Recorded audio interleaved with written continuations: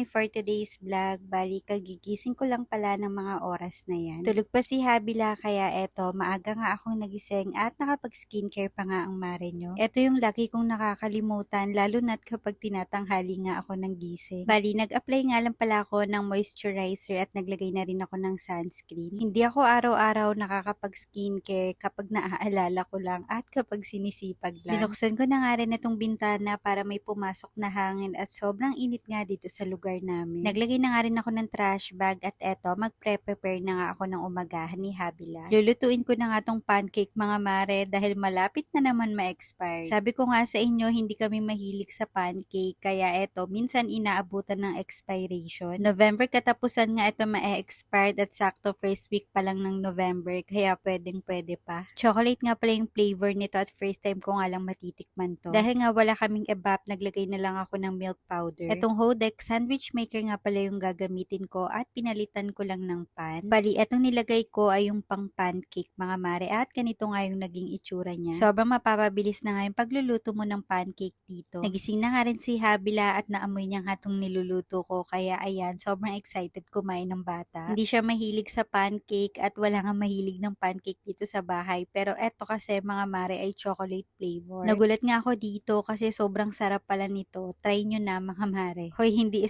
sponsored yan ha, pero baka naman Maya. Char. Habang nakasalang pa yung mga pancake at kumakain si Habila, nagsalang na nga ako ng sinaing. So habang nagustuhan nga ni Habila itong chocolate pancake at tignan nyo, napakalalaki ng subo. Bali nakapagluto nga pala ako ng 5 piraso dyan at kinain ko na nga rin yung akin habang nagluluto. Pagkatapos makapag-umagahan, eto't kinuha ko na yung aming Christmas tree. Char. Tambak na naman yung aking mga labahin. Diyos ko, parang hindi na uubos. Tinanggal ko na nga rin pala itong sofa cover at tinanggal ko na itong mga throw pillowcase. Tinatamad nga akong gumamit ng dust mite vacuum kaya pinagpag ko na lang. May mga oras talaga na sinisipag tayo ng katamaran. Char. Habang nakasalang nga yung aking mga labahin, eto't nag-vacuum naman ako. Sa araw-araw, etong vacuum na yung ginagamit ko para hindi na umiikot yung mga alikabok. Pakiramdam ko kasi kapag gumagamit ako ng walis, hindi nga natatanggal lahat ng dumi. Kapag nagpa-vacuum ako, kahit etong mga sopa, inuurong ko para mahigop lahat kahit yung ilalim. Syempre, pagkatapos natin mag-vacuum, magmamap naman tayo. Araw-araw, ganito yung ginagawa ko mga mare at alam ko araw-araw ganito rin yung ginagawa nyo. Syempre, hindi kompleto yung paglilinis kapag hindi ka nakapag-spray nitong room and linen spray. Yung balay bango nga pala yung gamit ko mga mare kung naghahanap kayo ng affordable and maganda yung quality na room and linen spray. Nako, itry nyo na yan. Napaka long lasting. Nagpunas na nga rin ako nitong salamin dahil halos araw-araw ay may mga fingerprint yan ng kamay ni Habila. Palagi kasi siyang nananalamin dyan mga mare at idinidikit niya nga yung kamay niya lalo na kapag basa. Maaga pa lang pero sobrang productive na ng mare nyo at napakarami nang ang